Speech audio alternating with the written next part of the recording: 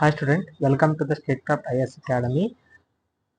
Last ವಿಡಿಯೋದಲ್ಲಿ discuss ಮಾಡಿದ ಹಾಗೆ CDS 2025 previous year questions paper ಇತ್ತಲ್ಲ, ಸೈನ್ಸ್ ಆ್ಯಂಡ್ ಟೆಕ್ ಪೋರ್ಷನ್ನ ನಾವು ಡಿಸ್ಕಸ್ ಮಾಡಿದ್ವಿ ಅಲ್ವಾ.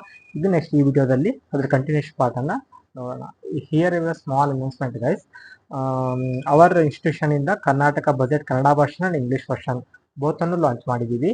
ಅದ್ರ ಜೊತೆಗೆ December to April Karnataka mirror ಅಂದ್ರೆ ಕರ್ನಾಟಕದ ಏನು ಕರೆಂಟ್ ಅಫೇರ್ಸ್ ಇದೆಯಲ್ಲ ಎಲ್ಲ December to December 2024 to April 2025 5 month compilation with budget totally 120 rupeesಗೆ ನಾವು ಲಾಂಚ್ ಮಾಡ್ತಾ ಇದ್ದೀವಿ. You can download the PDF. ನಾವು ಡಿಸ್ಕ್ರಿಪ್ಷನ್ ಅಲ್ಲಿ ಲಿಂಕು ಶೇರ್ ಮಾಡಿರ್ತೀವಿ. ಓಕೆ, ಏನಕ್ಕಂದ್ರೆ ಇದು ತುಂಬಾ ಯೂಸ್ಫುಲ್ ಅಂದ್ರೆ ನೀವು ಇಲ್ಲಿ ಇವಾಗ ಲೈಕ್ ಕರ್ನಾಟಕ ಬಜೆಟ್ ಮತ್ತೆ ಕರ್ನಾಟಕ ಇಂಗ್ಲಿಷ್ ವರ್ಷನ್ ಸಪರೇಟ್ ಆಗಿ ತಗೋತೀವಿ ಅಂದ್ರೆ you have to like 40 to 50 rupees cost ಅನ್ನ ಮಾಡಬೇಕಾಗತ್ತೆ. ಹಾಗೆ ಕರ್ನಾಟಕ ಮಿರರು ಮಂತ್ಲಿ ಮ್ಯಾಗ್ಝಿನ್ ಅಂತ ಒಂದು 30-40 rupees ಅನ್ನ ಇದು ಮಾಡಬೇಕಾಗಿದೆ. ತುಂಬಾ ಕಾಸ್ಟ್ಲಿ ಆಗುತ್ತಲ್ವಾ. ಸೊ ಅದಕ್ಕೆ ಸ್ಟೂಡೆಂಟ್ಗೆ ಹೆಲ್ಪ್ ಆಗಲಿ ಅಂತ ನಾವು ಎರಡನ್ನು ಕಂಬೈನ್ ಮಾಡಿ ಲಾಂಚ್ ಮಾಡ್ತಾ ಇದ್ದೀವಿ. ಓಕೆನಾ. ಫಸ್ಟ್ ಕ್ವಶನ್ ನೋಡೋಣ. Which one of the following is metalloid? Germanium, coke, iodine, sugar. Last ವಿಡಿಯೋದಲ್ಲಿ ಹೇಳಿದ ಹಾಗೆ ಇದು CDS question paper. Okay, UPSC connected by the UPSC. So ನಮಗೆ ಇಲ್ಲಿ ಕನ್ನಡ ವರ್ಷನ್ ಕ್ವಶನ್ಸ್ ಸಿಗಂಗಿಲ್ಲ. ಸೊ ನಾವಿನ್ನೇನು ಮಾಡಿದೀವಿ ಅಂದ್ರೆ ಕನ್ನಡ ಮೀಡಿಯಂ ಸ್ಟೂಡೆಂಟ್ಗೆ ಹೆಲ್ಪ್ ಆಗಲಿ ಅಂತ it is a Google translation question. Okay, ಅಂದ್ರೆ ಇಲ್ಲಿ ಒರಿಜಿನಲ್ ಆಗಿ ಇದು ಹಿಂದಿ ಮತ್ತೆ ಇಂಗ್ಲೀಷಲ್ಲಿ ಇರುತ್ತೆ. ಸೊ ನಾವು ಗೂಗಲ್ ಟ್ರಾನ್ಸ್ಲೇಷನ್ ಮಾಡಿ ಕನ್ನಡದಲ್ಲಿ ಮಾಡಿದ್ದೀವಿ. ಬಟ್ ಇಲ್ಲಿ ಕೆಲವೊಂದು ವರ್ಡ್ಸ್ಗಳು ಕೆಲವೊಂದು ಮೀನಿಂಗ್ಗಳು ತಪ್ಪಾಗೂ ಇರ್ಬೋದು, ಅದಕ್ಕೆ ಕ್ಷಮೆ ಇರಲಿ. ಓಕೆನಾ. It is not our own translation, it is a Google translation. Okay, just our put effort to translate to Kannada. Okay, ಆ ಒಂದು ಕನ್ನಡ ಮೀಡಿಯಂ ಸ್ಟೂಡೆಂಟ್ಗೆ ಏನಾದರೂ ಇಲ್ಲಿ ಅಂದ್ರೆ ಕರೆಕ್ಟ್ ಆಗಿ ಕ್ವಶನ್ಸ್ ಅರ್ಥ ಆಗದೆ ಇದ್ರೆ try to read in English. Okay, which one of the following is metalloid? Germanium, coke, iodine, sugar. ಅಂದ್ರೆ ಇಲ್ಲಿ ಮೊದಲು ನಿಮ್ಗೆ ಗೊತ್ತಾಗಬೇಕಾಗಿದ್ದು ಮೆಟಲಾಯ್ಡ್ ಅಲ್ವಾ. ವಾಟ್ ಇಸ್ ಮೆಟಲಾಯ್ಡ್ ಅಂತ ನಿಮ್ಗೆ ಗೊತ್ತಿರಬೇಕು. ನೋಡೋಣ ಬನ್ನಿ. ಮೆಟಲಾಯ್ಡ್ಸ್ ಆರ್ ದಿ ಎಲಿಮೆಂಟ್ಸ್ ಅಂದ್ರೆ ಗೊತ್ತಿದೆ ಅನ್ಕೋತೀನಿ, that exhibits the properties intermediate between the metals and non metals. ಅಂದ್ರೆ ಯಾವುದೇ ಒಂದು ಎಲಿಮೆಂಟ್ಗೆ ಮೆಟಲ್ ಮತ್ತು ನಾನ್ ಮೆಟಲ್ಸ್ ಏನು ಪ್ರಾಪರ್ಟೀಸ್ ಎಕ್ಸಿಬಿಟ್ ಅಂದ್ರೆ ಎರಡು ಕಂಬೈಂಡ್ ಆಗಿರುತ್ತಲ್ಲ, that is we called a metalloid. Okay, it is appears like a metals also non metals also. Okay, example ಇಲ್ಲಿ ನೋಡಿದಾಗ boron, silicon, germanium, arsenic, antimony, tellurium. Okay, ಇಲ್ಲಿ questions ಅಲ್ಲಿ ನಮಗೆ answer germanium ಆಗುತ್ತೆ. Coke it is not a ಮೆಟಲಾಯ್ಡ್, iodine is not a metalloid, sugar is not a metalloid. We know all those things. Okay, ಅದಕ್ಕೆ ನಾನು ಹೇಳ್ತಾ ಇದ್ದೀನಿ ಮೆಟಲಾಯ್ಡ್ ಅಂದ್ರೆ ಏನು, ಇವೆಲ್ಲ ಬೇಸಿಕ್ ನಿಮಗೆ NCERT ಅಲ್ಲಿ ಸಿಗತ್ತೆ. You must read 6th to 10th NCERT. ಓಕೆನಾ, ಅಂದಾಗ ಮಾತ್ರ ನೀವು ಸೈನ್ಸ್ ಕ್ವಶನ್ ನ ಕರೆಕ್ಟ್ ಆಗಿ ಟ್ಯಾಕಲ್ ಮಾಡ್ಬೋದು. Please don't read any kind of magazine some other compilation ಮಾಡಿರ್ತಾರೆ, ಅದು ಓದ್ಬೇಡಿ. ಅಂದ್ರೆ ಇಲ್ಲಿ ನಿಮ್ಗೆ ಕಾನ್ಸೆಪ್ಟ್ ಕ್ಲಾರಿಟಿ ಸಿಗಂಗಿಲ್ಲ. Better to read 6th to NCERT. It will not take more than 1 week to read all cover the all 6th to 10th standard book. Okay, and also read 11th to 12th standard ಅಲ್ಲಿ ಕೆಲವೊಂದು biology concept ಇರುತ್ತಲ್ಲ, biology chapters ನ ಅದನ್ನು ಓದಿ. ಯಾವುದೇ exam ಇದು ನೋಡಿ 6th to 12th correct ಆಗಿ ನೀವು ಓದಿದ್ರೆ even state level exam also, even UPSC exam also some other basic ಇದರಿಂದಲೇ ಕವರ್ ಆಗುತ್ತೆ. ನೋಡಿ UPSC ಇದು CDS ಎಕ್ಸಾಮ್ ಕ್ವಶನ್ ಪೇಪರ್ ಅಲ್ವಾ, ಇದು ಲೈಕ್ UPSC ಕಂಡಕ್ಟ್ ಮಾಡ್ತಾ ಇರೋದು ಅಲ್ವಾ. ಸೊ ನೋಡು ಮೆಟಲಾಯ್ಡ್ ಅಲ್ಲ ನಿಮ್ಗೆ NCERT ವಾಟ್ ಇಸ್ ಮೆಟಲಾಯ್ಡ್ ಅಂದ್ರೆ ನಿಮ್ಗೆ NCERT ಅಲ್ಲಿ ಓದಿ ಸಿಕ್ಬಿಡತ್ತೆ. ಓಕೆನಾ. ಸೊ ಅದಕ್ಕೆ try to read NCERT. Next question ನೋಡ. Rutherford's alpha particle scattering experiment on a gold foil is responsible for the discovery of neutron, electron, proton, atomic nucleus. ನಿಮ್ಗೆ I think indirect ಆಗಿ ಏನ್ ಕೇಳಿದಾರೆ ಅಂದ್ರೆ ರುದರ್ಫೋರ್ಡ್ಸ್ ಅಂದ್ರೆ ಏನು ಎಕ್ಸ್ಪೆರಿಮೆಂಟ್ ಇತ್ತಲ್ಲ ಅದನ್ನು ಯಾವ್ದು ಲೈಕ್ ಅದ್ರ ಥ್ರೂ ಯಾವ್ದನ್ನ ಕಂಡು ಹಿಡಿದಿದ್ದಾನೆ ಅಂದ್ರೆ ನಮಗೆ ಗೊತ್ತಿರ್ಬೇಕು. ಇಲ್ಲಿ ನ್ಯೂಟ್ರಾನ್ ಕಂಡಿಡಿದವ್ರು ಯಾರು, ಎಲೆಕ್ಟ್ರಾನ್ ಕಂಡಿಡಿದವ್ರು ಯಾರು, ಪ್ರೋಟಾನ್ ಕಂಡಿಡಿದವ್ರು ಯಾರು, ಅಟಾಮಿಕ್ ನ್ಯೂಕ್ಲಿಯಸ್. ಇವೆಲ್ಲ ಬೇಸಿಕ್ ಸೈನ್ಸ್ ಅಲ್ವಾ, ನಾವು ಸ್ಕೂಲಿಂದ ಓದ್ಕೊಂಡು ಬಂದಿರ್ತೀವಿ. ಇವನ್ PUC ಅಲ್ಲಿ ಓದಿರ್ತೀವಿ Rutherford model all this things ಅಲ್ವಾ. ಅದಕ್ಕೆ ನಾವು ಆನ್ಸರ್ ನೋಡೋಣ. ಇಲ್ಲಿ ಯಾವುದು ಇವಾಗ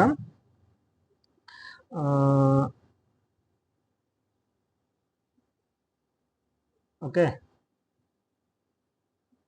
ಹಾ Rutherford alpha particle scattering experiment on gold foil is responsible discovery of the atomic nucleus ಅಲ್ವಾ. ನಮಗೆ ಗೊತ್ತಿರುತ್ತೆ ನ್ಯೂಟ್ರಾನ್ ಫೈಂಡ್ ಔಟ್ ಮಾಡಿದವರು ಯಾರು, ಎಲೆಕ್ಟ್ರಾನ್ ಫೈಂಡ್ ಔಟ್ ಮಾಡಿದವರು ಯಾರು, ಪ್ರೋಟಾನ್ ಫೈಂಡ್ ಔಟ್ ಅಲ್ವಾ.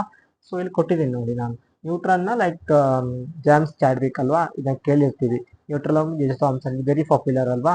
ಸೊ ಹಾಗೆ ಪ್ರೋಟಾನ್ ಯಾರು like alpha particle experiment Rutherford later ಅಲ್ವಾ. ಆಫ್ಟರ್ ದಿ ಲೈಕ್ ಇದು ಬೇರೆ ಎಕ್ಸ್ಪೆರಿಮೆಂಟ್ ಅಲ್ವಾ, concept of not a proton directly. So your answer is nucleus. Which one of the following is considered as a compound, ಅದೇ ಹೇಳಿದ್ನಲ್ಲ, ಅಲ್ಲೇ ಮೆಟಲಾಯ್ಡ್ ಹೇಗೆ what is compound ಅಂತ ನಿಮ್ಗೆ ಗೊತ್ತಿರಬೇಕು. ಕಂಪೌಂಡ್ ಅಂದ್ರೆ ಮೀನಿಂಗ್ ಏನು ಅಲ್ವಾ? Compound is a pure substance formed when two or more elements ಅಂದ್ರೆ ಗೊತ್ತಿದೆ ಅನ್ಕೋತೀನಿ, or chemically combined in a fixed ratio. ಓಕೆನಾ? It has a distinct chemical properties and can be presented by the chemical formula ಅಲ್ವಾ? Compound is a pure substance formed when two or more element ಅಂದ್ರೆ two ಅಥವಾ chemically form ಅಂದ್ರೆ fixed ratio ಅಲ್ಲಿ it is a formation ಆಗಿರುತ್ತೆ ಅಲ್ವಾ? ಅದನ್ನ compound ಅಂತ ನಾವು ಕರಿತೀವಿ. ಓಕೆನಾ? ಇಲ್ಲಿ ನಾವು ಆನ್ಸರ್ ನೋಡಿದಾಗ ಗೊತ್ತಾಗ್ಬಿಡುತ್ತೆ. ಇದರಲ್ಲಿ ನೋಡಿ, silicon is A not a compound, tin is an element. ಓಕೆನಾ? Sugar solution is a mixture not a compound. ಓಕೆನಾ? ಕ್ಯಾಲ್ಸಿಯಂ ಕಾರ್ಬೋನೇಟ್ ಇಲ್ಲಿ ಗೊತ್ತಾಗುತ್ತೆ ನೋಡಿ, ಅಂದ್ರೆ two chemicals carbon oxygen, so chemically combined ಆಗಿದೆ, CaCO3 ಅಲ್ವಾ? ಕಾರ್ಬನ್ ಮತ್ತು ಆಕ್ಸಿಜನ್ ಬೋತ್ ಕಂಬೈನ್ಡ್ ಆಗಿದೆ ಆಸ್ ಎ ಕ್ಯಾಲ್ಸಿಯಂ ಆಲ್ಸೋ ಅಲ್ವಾ? ಮೂರು ಎಲಿಮೆಂಟ್ ಕಂಬೈನ್ಡ್ ಆಗಿ ಒಂದು ಸರ್ಟನ್ ಪ್ರಪೋರ್ಷನ್ ಫಿಕ್ಸ್ಡ್ ರೇಷಿಯೋ ಅಲ್ಲಿ ಫಾರ್ಮೇಶನ್ ಆಗಿದೆ, that is called A compound. Example already ಕೊಟ್ಟಿದ್ದಾನೆ ಅಲ್ವಾ? Sugar solution is a mixture ಕೇಳಿರ್ತೀರಾ ಅಲ್ವಾ? element, silicon is an element, tin is also an element, so the answer is like calcium carbonate. So basic correct ಆಗಿ ತಿಳ್ಕೊಂಡ್ರೆ ನೀವು questions ಈಸಿಯಾಗಿ tackle ಮಾಡೋದು. Science and technology ಸ್ವಲ್ಪ ಅಂದ್ರೆ ಲೈಕ್ ಕನ್ನಡ ಮೀಡಿಯಂ ಸ್ಟೂಡೆಂಟ್ ಇರ್ಬೋದು, ಯಾವುದೇ ಒಂದು ಮೀಡಿಯಂ ಸ್ಟೂಡೆಂಟ್ ಇರ್ಬೋದು, ಸ್ವಲ್ಪ ಟಫ್ ಆಗುತ್ತೆ. ಏನಕ್ಕಂದ್ರೆ we don't stress too much. ಅಂದ್ರೆ ನಾವು ಪೊಲಿಟಿಕ್ಸ್ ಚೆನ್ನಾಗಿ ಓದ್ತೀವಿ, ಎಕನಾಮಿಕ್ಸ್ ಚೆನ್ನಾಗಿ ಓದ್ತೀವಿ, ಬಟ್ ಸೈನ್ಸ್ ಅಂಡ್ ಟೆಕ್ನ ಇಗ್ನೋರ್ ಮಾಡ್ಬಿಡ್ತೀವಿ, ಜಾಸ್ತಿ ಕ್ವಶನ್ಸ್ ಕೇಳಲ್ಲ. ಬಟ್ ಯೂಶಲಿ ಹೇಳ್ಬೇಕು ಅಂದ್ರೆ ಕ್ವಶನ್ ಪೇಪರ್ ಯಾವ ಟಫ್ ಆಗಿ ಬಂದಿರುತ್ತೋ ಅವಾಗ science and tech questions ratio ಜಾಸ್ತಿ ಇರುತ್ತೆ, ಅಂದಾಗ ಮಾತ್ರ ಕ್ವಶನ್ ಪೇಪರ್ ಟಫ್ ಆಗಿ ಕಾಣಿಸುತ್ತೆ. ಬಟ್ ಏನಕ್ಕಂದ್ರೆ ಇವಾಗ ನೋಡಿ, science background non science background ಎಲ್ಲರೂ ಕ್ವಶನ್ ಪೇಪರ್ ಎಲ್ಲರಿಗೂ ಸೇಮ್ ಇರುತ್ತಲ್ವಾ? ಸೊ ಇವಾಗ ಸೈನ್ಸ್ ಬ್ಯಾಕ್ಗ್ರೌಂಡ್ ತುಂಬಾ ಕಮಾಂಡ್ ಇದೆ ಸಬ್ಜೆಕ್ಟ್ ಅಲ್ಲಿ, ಅದು ಈಸಿಲಿ ಟ್ಯಾಕ್ 20 ಕ್ವಶನ್ಸ್. ಓಕೆನಾ? ಬಟ್ ನಾನ್ ಸೈನ್ಸ್ ಬ್ಯಾಕ್ಗ್ರೌಂಡ್ ಏನಾಗುತ್ತೆ ಅಂದ್ರೆ correct arts or commerce some other bachelor degree students ಏನಾಗುತ್ತೆ ಅಂದ್ರೆ ಇದು ಅವಾಯ್ಡ್ ಮಾಡ್ಬಿಡ್ತಾರೆ. ಬಟ್ 20 ಕ್ವಶನ್ಸ್ ಕರೆಕ್ಟ್ ಆಗಿ ಅದರ 10 ಕ್ವಶನ್ ಕರೆಕ್ಟ್ ಆಗಿ ಅಟೆಂಡ್ ಮಾಡದೇ ಇದ್ರು ಇದು ಅಂದ್ರೆ ತುಂಬಾ ವೇರಿ ಆಗುತ್ತೆ. ಕಟ್ ಆಫ್ ಇಂದ ನೀವು ಅಂದ್ರೆ ರಿಸಲ್ಟ್ ಕಟ್ ಆಫ್ ಇಂದ ನೀವು ಜಾಬ್ ಕಳ್ಕೊಳ್ಳೋದು ಜಾಸ್ತಿ ಇರುತ್ತೆ. ಅದಕ್ಕೆ ಆಲ್ರೆಡಿ ಸೈನ್ಸ್ ಬ್ಯಾಕ್ಗ್ರೌಂಡ್ ಅವರು ಪೊಲಿಟಿ ಓದಿರ್ತಾರೆ, ಎಕನಾಮಿಕ್ನು ಓದಿರ್ತಾರೆ, ಜಿಯೋಗ್ರಫಿನೂ ಓದಿರ್ತಾರೆ. But science background just because of I am not A non science background ಅಂತ ಸೈನ್ಸ್ ಅನ್ನ ಇಗ್ನೋರ್ ಮಾಡೋದ್ರಿಂದ ನಿಮ್ಗೆ ತುಂಬಾ ಲಾಸ್ ಆಗುತ್ತೆ. ಅದಕ್ಕೆ NCERT ನ ಓದಿ, ಇಟ್ಸ್ ಕರೆಕ್ಟ್ ಅಂದ್ರೆ ಯಾರಿಗಾದ್ರೂ ಅರ್ಥ ಆಗೇ ಆಗುತ್ತೆ. ఇప్పుడు ಸ್ಕೂಲ್ ಲೆವೆಲ್ ಸೈನ್ಸ್ ಓದೇ ಇರ್ತೀವಲ್ವಾ, ಏನ್ ದೊಡ್ಡ ರಾಕೆಟ್ ಸೈನ್ಸ್ ಇರಂಗಿಲ್ಲ, ಇಷ್ಟೇ ಬೇಸಿಕ್ ಸೈನ್ಸ್ ಇರುತ್ತೆ ಇದರಲ್ಲಿ ಅಲ್ವಾ? So which one of the following gas is used in the making A soft drink? ಇದು ಆಲ್ಮೋಸ್ಟ್ ಜನರಲ್ ಸೈನ್ಸ್ ಅಲ್ವಾ? ನಾವು ಡೈಲಿ ಲೈಫ್ ಅಲ್ಲಿ ನಾವು ನೋಡಿರ್ತೀವಿ, ಕೋಕ್ ಕುಡಿತಾ ಇರ್ತೀವಿ, ಥಮ್ಸ್ ಅಪ್ ಕುಡಿತೀವಿ, ಸಮ್ ಅದರ್ ಸೋಡಾ ಕುಡಿತೀವಿ, ಎಲ್ಲ ಕುಡಿತೀವಿ. ಅದರಲ್ಲಿ ಕಾರ್ಬನ್ ಡೈಆಕ್ಸೈಡ್ ರಿಲೀಸ್ ಆಗತ್ತೆ ಅಲ್ವಾ? Which one of the following could not be explained by the Rutherford's nuclear model ಅಲ್ವಾ? ರುದರ್ಫೋರ್ಡ್ ನ ಕರೆಕ್ಟ್ ಆಗಿನ ಮಾಡೆಲ್ಸ್ ನ ಅಲ್ಲೊಂದು ಕ್ವಶನ್ಸ್ ಅಲ್ಲಿ ಕೇಳಿದ್ವಿ ಅಲ್ವಾ? ಹೂಸ್ ಲೈಕ್ ಇನ್ವೆನ್ಷನ್ ನ್ಯೂಕ್ಲಿಯಸ್ ನ ಯಾರು ಫೈಂಡ್ ಔಟ್ ಮಾಡಿದ್ದು, ಅಟಾಮಿಕ್ ನ್ಯೂಕ್ಲಿಯಸ್ ನ ರುದರ್ಫೋರ್ಡ್ ಅಲ್ವಾ? Is from the alpha particle experiment ಇಂದ. ಅದೇ ತರ ಇಲ್ಲೊಂದು ಕ್ವಶನ್ಸ್ ಕೇಳಿದ್ದಾರೆ, following couldn't be explained by the Rutherford's nuclear model. Stability of the atom, presence of nucleus in the center of an atom, comparison of the sizes of an atom and nucleus is positively charged. ಯಾವುದು ಇದೆಲ್ಲ ನಿಮ್ಗೆ NCERT ಅಲ್ಲಿ ಸಿಕ್ಬಿಡತ್ತೆ. ಈ experiment ಅನ್ನ correct ಆಗಿ explain ಮಾಡಿದ್ದಾನೆ ಅಲ್ವಾ? ಇಲ್ಲಿ what model explain by presence of the nucleus in the center of the atom is a yes. Nucleus is positively charged, it is also yes. Size comparison is also yes ಅಲ್ವಾ? Stability of the atom, stability of the atom no. ಓಕೆನಾ? ಇದೆಲ್ಲ conceptual full ನೀವು correct ಆಗಿ ಅಂದ್ರೆ Rutherford model nucleus ಬಗ್ಗೆ ಏನೇನು ಯಾವ ಥರ ಎಕ್ಸ್ಪೆರಿಮೆಂಟ್ ಮಾಡಿದ್ದಾನೆ, ಅದ್ರ ಬಗ್ಗೆ ಏನು ಹೇಳ್ತಾನೆ, ಅದ್ರ ಪ್ರಾಪರ್ಟೀಸ್ ಏನು, ಅದೆಲ್ಲ ನೀವು ಕರೆಕ್ಟ್ ಆಗಿ ಬೇಸಿಕ್ NCERT ಅಲ್ಲಿ ಓದಿದಾಗ ಮಾತ್ರ ಈ ಕ್ವಶನ್ಸ್ ನೀವು ಈಸಿಯಾಗಿ ಟ್ಯಾಕಲ್ ಮಾಡ್ಬೋದು ಅಲ್ವಾ?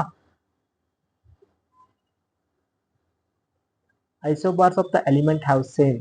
ಸೊ ಇದು ತುಂಬಾ ಪಾಪ್ಯುಲರ್ ಕಾನ್ಸೆಪ್ಟ್, ಐಸೋಮಾರ್ಸ್ ಇವೆಲ್ಲ ಲೈಕ್ ನ್ಯೂಕ್ಲಿಯರ್ ಫಿಸಿಕ್ಸ್ ಅಲ್ಲಿ ಬರುತ್ತೆ. ಇವೆಲ್ಲ ನೀವು NCERT ಅಲ್ಲಿ ನೋಡ್ತೀರಾ ಈಸಿಯಾಗಿ. ಮಾಸ್ ನಂಬರ್ ಅಂದ್ರೆ ಏನು, ನ್ಯೂಟ್ರಾನ್ಸ್ ಅಂದ್ರೆ ಏನು, ಎಲೆಕ್ಟ್ರಾನ್ಸ್ ಅಂದ್ರೆ ಏನು, ಅಟಾಮಿಕ್ ನಂಬರ್ ಅಂದ್ರೆ ಏನು.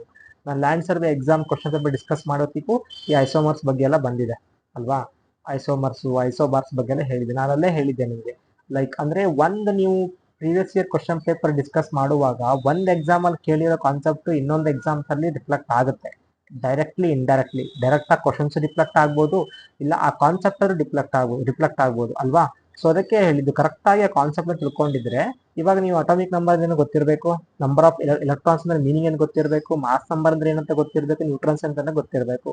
ಅಂದಾಗ ಮಾತ್ರ ನೀವು ಈ ಕ್ವಶನ್ಸ್ ಅನ್ನ ಟ್ಯಾಕಲ್ ಮಾಡ್ಲಿಕ್ಕೆ ಸಾಧ್ಯ ಅಲ್ವಾ.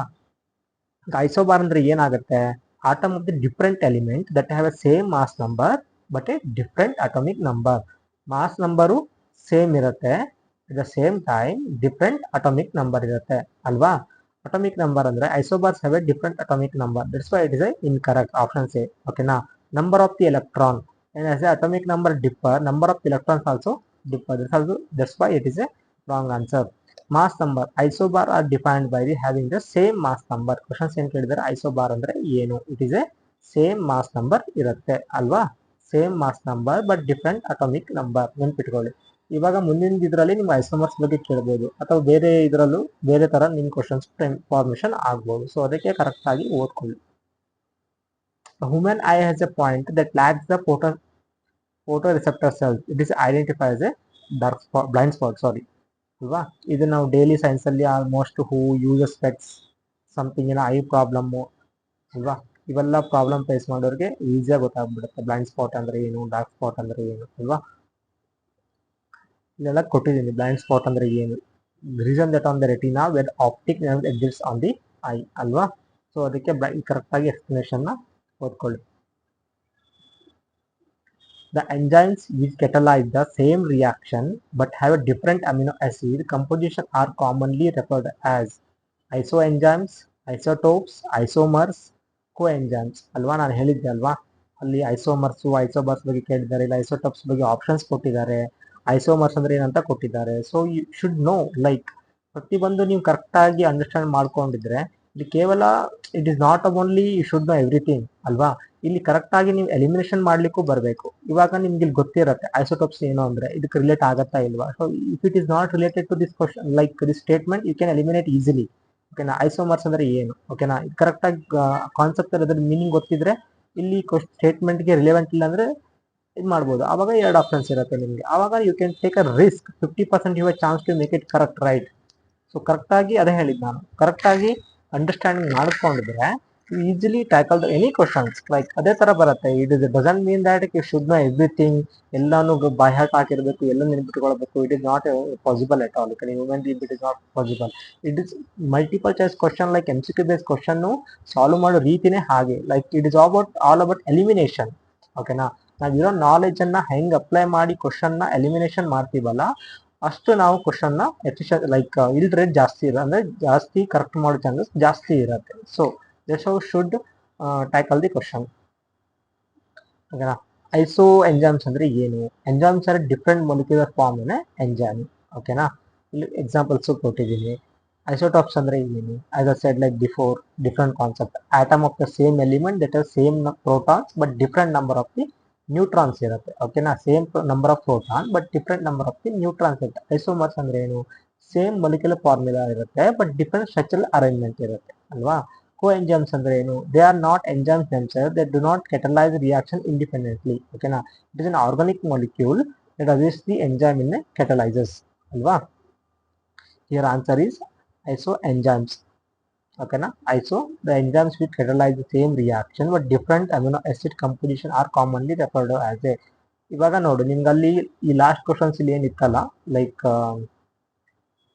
ಐಸೋಬಾರ್ಸ್, ಇವೆಲ್ಲ ಒಂದೇ ಕಾನ್ಸೆಪ್ಟ್. ಐಸೋಬಾರ್ಸ್ ಅಂದ್ರೆ ಏನು, ಐಸೋಟೋಪ್ಸ್ ಅಂದ್ರೆ ಏನು, ಐಸೋಮರ್ಸ್ ಅಂದ್ರೆ ಏನು, ಇವೆಲ್ಲ ನೀವು ಇಲ್ಲಿ ಕರೆಕ್ಟ್ ಆಗಿ ಓದ್ಕೊಂಡಾಗಿದ್ರೆ ಇಲ್ಲಿ ನೀವು ಆ ನ್ಯೂಕ್ಲಿಯರ್ ಫಿಸಿಕ್ಸ್ ಕಾನ್ಸೆಪ್ಟ್ ಅನ್ನ ಇಲ್ಲಿ ಬಯಾಲಜಿಯಲ್ಲಿ ನೀವು ಈಸಿಲಿ ಅಪ್ಲೈ ಮಾಡ್ಬೋದು. ಈಗ ನಿಮ್ಗೆ ಐಸೋಟೋಪ್ಸ್ ಅಲ್ಲಿ ಗೊತ್ತಿರುತ್ತೆ, ಯು ಕ್ಯಾನ್ ಎಲಿಮಿನೇಟ್. ಐಸೋಮರ್ಸ್ ಅಂದ್ರೆ ಏನು, ಈಗ ಈಸಿಲಿ ಎಲಿಮಿನೇಟ್. ಅಂದ್ರೆ ಕೋ ಎಂಜೈಮ್ಸ್ ಅಂದ್ರೆ ಏನು ಕರೆಕ್ಟ್ ಆಗಿ ಗೊತ್ತಿದ್ರೆ, ಇಲ್ಲ ಐಸೋ ಎಂಜೈಮ್ಸ್ ಬಗ್ಗೆ ನಿಮ್ಗೆ ಬಟ್ ಐಡಿಯಾ ಇಲ್ಲ, but you know isotopes isomers ಅಂದ್ರೆ ಏನು ಅಂತ ನಿಮ್ಗೆ ಗೊತ್ತಿದೆ. ಓಕೆನಾ. You easily eliminate both the options. ನಾವು ಲೆಫ್ಟ್ ಓನ್ಲಿ ಐಸೋ ಎಂಜೈಮ್ಸ್ ಮತ್ತೆ ಕೋ ಎಂಜೈಮ್ಸ್ ಅಂದ್ರೆ ಗೊತ್ತಿರುತ್ತೆ. ಅವಾಗ ನೀವು 50-50 ಚಾನ್ಸಸ್ ತಗೊಂಡು ಯಾವ್ದಾರ ಒಂದು ಆಪ್ಷನ್ ಕರೆಕ್ಟ್ ಆಗಿ ಬಂದಿದ್ರೆ, ಇವನ್ ಗೆಸ್ ಇದ್ರಲ್ಲಿ, so you have a chance to get a marks. ಓಕೆನಾ. This how should solve the MCQ. ಇದೆಲ್ಲ ಕರೆಕ್ಟ್ ಆಗಿ ಓದ್ಕೊಳ್ಳಿ ಒಂದ್ಸಲ. ಕೋ ಎಂಜೈಮ್ಸ್ ಅಂದ್ರೆ ಏನು, ಐಸೋ ಎಂಜೈಮ್ಸ್ ಅಂದ್ರೆ ಏನು. ಈಗ ಡಿಫ್ರೆಂಟ್ ಎಕ್ಸಾಮ್ ಅಲ್ಲಿ ಡಿಫ್ರೆಂಟ್ ಪ್ಯಾಟರ್ನ್ ಅಲ್ಲಿ ಕ್ವಶನ್ಸ್ ಫಾರ್ಮೇಶನ್ ಆಗುತ್ತೆ ಅಂದ್ರೆ ಜಾಸ್ತಿ ಇರುತ್ತೆ. Lactose is a made up of glucose only, glucose and fructose, glucose and sucrose, glucose and galactose ಅಲ್ವಾ. ಲ್ಯಾಕ್ಟೋಸ್ ಅಲ್ಲಿ ಕೇಳಿರ್ತೀರಾ ಅಲ್ವಾ. ಶುಗರ್ ಪೌಂಡ್ ಪ್ರೈಮರ್ ಇಂದ ಮಿಲ್ಕ್ ಅಂಡ್ ಡೈರಿ ಪ್ರಾಡಕ್ಟ್ ಅಲ್ಲಿ ಡೈಲಿ ಏನು ಕನ್ಸ್ಯೂಮ್ ಮಾಡ್ತೀರಲ್ವಾ, ಸೊ ಅದರಲ್ಲಿ ಗ್ಲೂಕೋಸ್ ಮತ್ತೆ ಗ್ಯಾಲಕ್ಟೋಸ್ ಇರುತ್ತೆ. ಓಕೆನಾ, ಗ್ಲೂಕೋಸ್ ಮತ್ತೆ ಗ್ಯಾಲಕ್ಟೋಸ್ ಇರುತ್ತೆ, ನೆನ್ಪಿಟ್ಕೊಳ್ಳಿ. ಇದು ತುಂಬಾ ಪಾಪ್ಯುಲರ್ ಕ್ವಶನ್, ತುಂಬಾ ಸಲ ಕೇಳಿದ್ದಾರೆ. Some other FD exam, state level exams ಅಲ್ಲೂ ಕೇಳಿದ್ದಾರೆ. ಇವನ್ CDS ಎಕ್ಸಾಮ್ ಅಲ್ಲೂ ಮಲ್ಟಿಪಲ್ ಟೈಮ್ಸ್ ಕೇಳಿದ್ದಾರೆ ಇವೆಲ್ಲ. ಕ್ವಶನ್ಸ್ ರಿಪೀಟ್ ಆಗ್ತಾ ಇರುತ್ತೆ ಡೈರೆಕ್ಟ್ಲಿ ಇಂಡೈರೆಕ್ಟ್ಲಿ. ಓಕೆನಾ, ಅದಕ್ಕೆ ನಾನು ಹೇಳ್ತಾ ಇರೋದು ಆದಷ್ಟು old year question paper irrespective of any examination, even state board exam, CDS exam, UPSC exam, any other KS exam, ಅದರ ಎನಿ ಅದರ್ KE ರಿಲೇಟೆಡ್ ಯಾವುದೇ ಎಕ್ಸಾಮ್ಸ್ ಇರ್ಬೋದು, PSI, ಲ್ಯಾಂಡ್ ಸರ್ವೆ, ಎಲ್ಲ ಕ್ವಶನ್ಸ್ ಅನ್ನು ತಗೊಳ್ಳಿ. ದಿನ ಒನ್ ಅವರು ಪ್ರೀವಿಯಸ್ ಇಯರ್ ಸಾಲ್ವ್ ಮಾಡಲಿಕ್ಕೆ 1 our daily ಇಡಿ. ಓಕೆನಾ, ನಿಮ್ಗೆ ತುಂಬಾ ಹೆಲ್ಪ್ ಆಗುತ್ತೆ. Sponges belong to which one of the following is phylum. ಓಕೆನಾ, ನಾ ಹೇಳಿದಾಗೆ ಇವೆಲ್ಲ ನಿಮಗೆ 11th ಮತ್ತೆ 12th NCERT ಅಲ್ಲಿ ಸಿಕ್ಬಿಡತ್ತೆ ಈ ಕಾನ್ಸೆಪ್ಟ್. ಸ್ಪಾಂಜಸ್ ಅಂದ್ರೆ ಏನು, ಫೈಲಮ್ ಅಂದ್ರೆ ಏನು, ಇದು ಫಾರ್ಫಿರಾ ಅಂದ್ರೆ ಏನು, ಓಕೆನಾ, ಪ್ಲಾಂಟಿ ಹೆಲ್ಮಿಥೆನ್ಸ್ ಅಂದ್ರೆ ಏನು, ಸೆನಿಡ್ರಿಯಾ ಅಂದ್ರೆ ಏನು, ಅನಿಲಿಡಾ ಅಂದ್ರೆ ಏನು. ಓಕೆನಾ, ಇವನ್ನ ಎನ್ವೈರ್ಮೆಂಟ್ ಅಲ್ಲೂ ಓದಿರ್ತೀರ ಕೆಲವೊಂದು, ಸೆನಿಡ್ರಿಯಾ ಮತ್ತು ಅನಿಲಿಡಿಯಾ ಅಲ್ವಾ. ಇಲ್ಲಿ ಕೊಟ್ಟಿದ್ದೀನಿ, ಪ್ರತಿಯೊಂದು ಎಕ್ಸ್ಪ್ಲೇನ್ ನಾನು ಇಲ್ಲಿ ಮಾಡಿದ್ದೀನಿ. ಓಕೆನಾ, ಇಲ್ಲಿ ಬಟ್ ಆನ್ಸರ್ ಬಂದ್ಬಿಟ್ಟು ಇಲ್ಲಿ Porifera. Okay, sponges related to like Porifera. ಓಕೆನಾ, ಥ್ಯಾಂಕ್ ಯು ಗೈಸ್. ಇವಾಗ ಮುಂದಿನ CDS 2025 ಏನು ಪೇಪರ್ ಏನಿದೆಯಲ್ಲ, ಇದರಲ್ಲಿ ನಾನು ಇವಾಗ ನೆಕ್ಸ್ಟ್ ಪಾಲಿಟಿ, ಎಕಾನಮಿ, ಜಿಯೋಗ್ರಫಿ ಇನ್ನೇನು concept different subject wise questions ಇದೆಯಲ್ಲ, ಅವೆಲ್ಲ ಬೇರೆ ಬೇರೆ ವಿಡಿಯೋದಲ್ಲಿ ಸೊಲ್ಯೂಷನ್ ಮಾಡ್ತಾ ಹೋಗ್ತೀನಿ. ಇದು ಸೈನ್ಸ್ ಅಂಡ್ ಟೆಕ್ ನಾನು ಯಾಕೆ ಜಾಸ್ತಿ ಪ್ರಿಯಾರಿಟಿ ಕೊಡ್ತಾ ಇದ್ದೀನಿ ಅಂದರೆ, ಅಪ್ಕಮಿಂಗ್ ಲ್ಯಾಂಡ್ ಸರ್ವೆ ಎಕ್ಸಾಮ್ಸ್ ಏನಿದೆಯಲ್ಲ, ಸೊ ಅದಕ್ಕೆ ಸೈನ್ಸ್ ಆ್ಯಂಡ್ ಟೆಕ್ ವೇಟೇಜ್ ಜಾಸ್ತಿ ಇದೆ.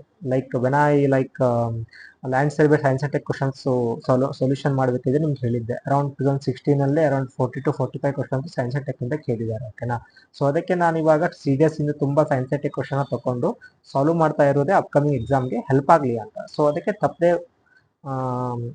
ತಪ್ಪದೆ ನೋಡಿ ಚಾನಲನ್ನು ಸಬ್ಸ್ಕ್ರೈಬ್ ಆಗಿ, ಯು ವಿಲ್ ಎಂಜಾಯ್ ಮೋರ್. ಓಕೆನಾ, ಥ್ಯಾಂಕ್ ಯು.